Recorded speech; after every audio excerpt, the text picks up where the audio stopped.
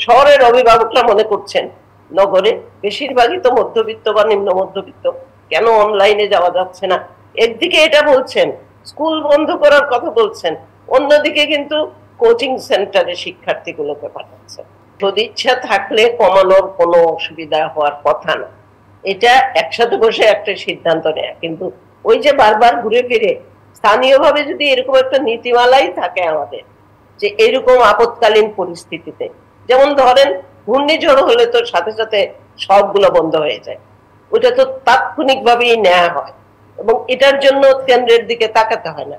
আমাদের আসলে সুনির্দিষ্ট নীতিমালাই এখন এই ধরনের আপৎকালীন পরিস্থিতিতে আমরা কি করব, সেটা প্রাথমিক গণশিক্ষা, মাধ্যমিক, উচ্চশিক্ষা যে কোনো মন্ত্রণালয়ের বিষয় হলেই এটা স্থানীয়ভাবে আমাদের সিদ্ধান্ত নেওয়ার একটা রাখতে হবে।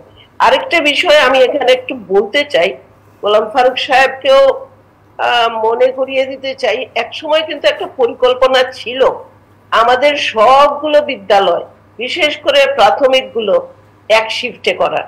আপনার খেয়াল আছে কিনা? আমরা সেটি বাস্তবায়ন করতে পারিনি। 8% মতো বোধ হয় এখন আছে এক শিফটে।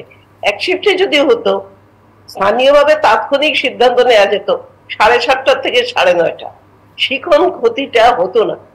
কিন্তু আমরা তো এত বেশি শিক্ষার্থী কোন কোন স্কুলে, বিশেষ করে মহানগরীর, সেই জায়গায় আমরা কোন দিকে যাব, এটাই হচ্ছে বড় একটা প্রশ্ন। আরেকটি হচ্ছে দেখেন, এই যে অভিভাবকদের মধ্যে মিশ্র প্রতিক্রিয়া, গ্রামের অভিভাবক আর শহরের অভিভাবকদের সাথে কথা বললে আপনারা তো জানেন এই যে মিশ্র প্রতিক্রিয়ার বিষয়টা। কারণ হচ্ছে যে শহরের অভিভাবকরা মনে করছেন নগরে বেশিরভাগই তো মধ্যবিত্ত বা নিম্ন মধ্যবিত্ত, কেন অনলাইনে যাওয়া যাচ্ছে না। একদিকে এটা বলছেন, স্কুল বন্ধ করার কথা বলছেন, অন্যদিকে কিন্তু কোচিং সেন্টারে শিক্ষার্থীগুলোকে পাঠাচ্ছেন।